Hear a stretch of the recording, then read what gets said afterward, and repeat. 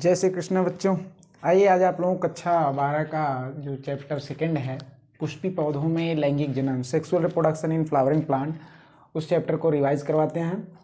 आइए देखते हैं। पिछले वीडियो में थोड़ा सा आपको मैंने बताया था कि पौधों में लैंगिक जनन और लैंगिक जनन क्या है। तो लैंगिक जनन के बारे में मैंने बताया था कि इसमें युग्मक का संलयन होता है, युग्मक का निर्माण होता है और उसके पश्चात तब संतति का निर्माण होता है, या कह सकते हैं कि बीज और फल का निर्माण होता है। यहाँ पे आज हम पढ़ेंगे। आपको पता है कि केवल आवृत बीजी पौधों में एंजियोस्पर्मिक प्लांट में ही फ्लावर पाया जाता है, पुष्प पाया जाता है। लैंगिक जनन की 3 घटनाएं होती हैं। एक होता है प्री फर्टिलाइजेशन, निषेचन पूर्व की घटनाएं, और एक होता है निषेचन, दूसरा होता है आपका निषेचन पश्च की घटना है, पोस्ट फर्टिलाइजेशन। जो निषेचन पूर्व की घटना है प्री फर्टिलाइजेशन, इसमें आपको फ्लावर पढ़ना है, पुष्प और फ्लावर के पार्ट पढ़ने हैं, पुष्प के भाग पढ़ने हैं, और आपको पढ़ना है नर युग्मक जनन मेल गैमेटोजेनेसिस और मादा युग्मक जनन फीमेल गैमेटोजेनेसिस। जबकि निषेचन में जब गैमीट का फॉर्मेशन हो जाएगा तो वो गैमीट का जो संलयन होता है, मिलन होता है, उसको कहते हैं युग्मक संलयन या निषेचन कहते हैं। पोस्ट फर्टिलाइजेशन में पश्च घटना में आप देखेंगे कि जब युग्मक का निषेचन या संलयन हो जाएगा तो युग्मनज में जाइगोट में परिवर्तित हो जाता है, और जाइगोट समसूत्री विभाजन के द्वारा माइटोसिस डिवीजन के द्वारा वो बदल जाता है आपका भ्रूण में, और भ्रूणपोष का निर्माण होता है त्रिसंलयन के पश्चात। आइए आज आपको हम पढ़ाते हैं ये निषेचन पूर्व की घटनाएं। इसमें आपको पुष्प पढ़ाते हैं। पुष्प क्या है? एक लैंगिक जनन अंग है पौधों का, या कह सकते हो कि लैंगिक जनन भाग है जो आवृत बीजी पौधों में पाया जाता है। पुष्प में 4 भाग होते हैं। एक होता है बाह्य दल जिसको कहते हैं कैलिक्स, एक होता है दल जिसको कहते हैं करोला, एक होता है एंड्रोशियम पुंकेसर या पुमंग, और एक होता है गाइनीशियम या इसको कहते हैं स्त्री केसर या जायांग।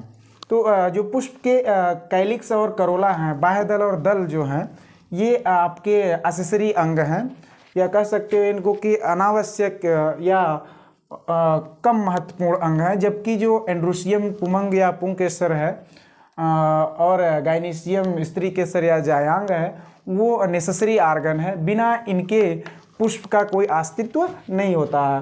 तो जो आपका एंड्रोशियम और गाइनीशियम है, ये नेसेसरी आर्गन है। यही डिपेंड करता है, अगर किसी फ्लावर में दोनों में से केवल एक भाग पाया गया है, या एंड्रोशियम या गाइनीशियम, तो वो पुष्प एक लिंगी यूनिसेक्सुअल फ्लावर होता है। अगर दोनों पाए जाते हैं पुष्प में तो वो द्विलिंगी होता है। एक लिंगी का एग्जाम्पल आप मक्का मेज देख सकते हैं, और आप देख सकते हैं पपीता में, पपाया में, और आपका एक लिंगी में जो कुकुरबिटेसी फैमिली है जिसमें आपका कद्दू, लौकी, ककड़ी, खीरा ये सब आते हैं, नेनुआ, ये सब में आप एक लिंगी पुष्प पाए जाते हैं सामान्यतः। और आपके द्विलिंगी जो पुष्प हैं, या बाइसेक्सुअल या हार्माफ्रोडाइट जिसको आप कह सकते हो, या मोनोसियस फ्लावर, वो आपके पाए जाते हैं गुलाब, गुड़हल, आपके फीट में जो आपका गेहूं है, और उसके साथ साथ आपके सरसों, चना, मटर, इन सब में पाया जाता है द्विलिंगी पुष्प। तो पुष्प पौधों का एक लैंगिक अंग है, भाग है, जो महत्वपूर्ण है। बिना पुष्प के आवृत बीजी पौधों का जीवन असंभव है, या कह सकते हैं कि उनका वंश ही आगे नहीं बढ़ेगा। अगर पुष्प समाप्त हो जाते हैं या नष्ट हो जाते हैं किसी कारण से, तो उस पौधे का अगला वंश नहीं बन पाएगा, और जब पुष्प नहीं रहेगा तो फल बीज का निर्माण नहीं होगा। तो जाहिर सी बात है कि जो बीज है जब नहीं बनेगा तो अगला वंश नहीं आएगा। यहाँ पे अब थोड़ा सा आपको देखना है कि जो पुष्प के भाग हैं उसमें जो नेसेसरी आर्गन है, या कह सकते हैं आवश्यक जो भाग है या अंग हैं, उनको ही हम पढ़ेंगे। जो नेसेसरी आर्गन है एंड्रोशियम और गाइनीशियम, उसको हम पढ़ने वाले हैं। एक डायलॉग बड़ा फेमस इस समय चल रहा है कि पुष्पा नाम सुन के फ्लावर समझे है क्या, फायर है मैं। तो ये यहाँ पे आप बायोलॉजी पढ़ रहे हैं, तो यहाँ पुष्पा का मतलब या पुष्प का मतलब पुष्प ही होता है, फ्लावर ही होता है। न कि फायर होता है। अगर यहाँ पे फायर समझ लेंगे बायोलॉजी में तो वो पुष्प खत्म हो जाएगा, और पुष्प खत्म हुआ तो इसका मतलब है कि एक पौधे का जीवन खत्म हो जाना। तो यहाँ पे फायर वगैरह मत समझना, वो अल्लू अर्जुन जो साउथ में दिखाए हैं वही समझना है, यहाँ मत समझना। अब हम लोग थोड़ा सा पढ़ते हैं। हाँ, पुष्प के जो भाग हैं उसमें आपका पहला पढ़ना है पुष्प के भाग।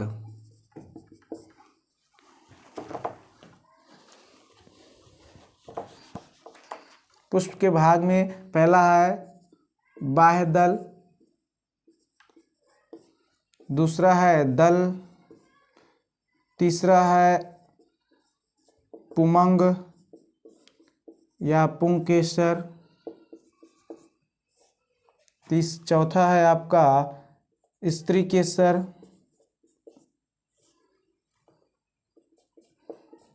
या जायांग। हम यही दोनों पढ़ेंगे।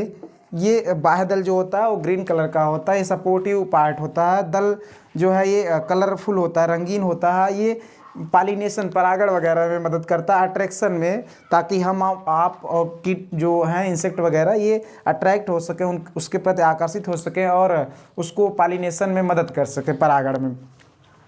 जो पुंकेसर या पुमंग है उसके दो भाग होते हैं। पुंकेसर के दो भाग होते हैं। थोड़ा सा इसको हम अब मिटा देते हैं तो आपको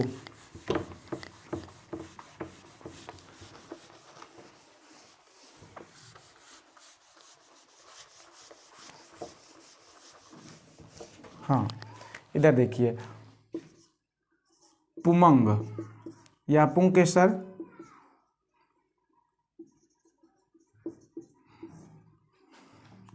इसको स्टेमन भी कहते हैं या एंड्रोसियम कह सकते हो।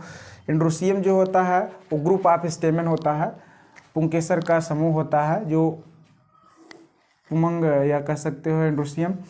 इसमें दो भाग होते हैं, एक होता है तंतु, दूसरा होता है परागकोश एंथर, और एक होता है फिलामेंट। जो